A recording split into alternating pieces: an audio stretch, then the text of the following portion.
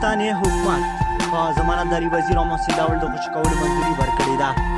د پښتون ژغورنې غورځنګ د مخکښو مشرانو د پاکستاني پارلمان د غړو علي وزیر محسن داول د خوشي کېدو ضمانتونه منظور شوي دي. دغه راز په مردان کې دغه خوځښت د بل غړي اقبال هوتي د خوشي کېدو ضمانت هم قبول شوی دی.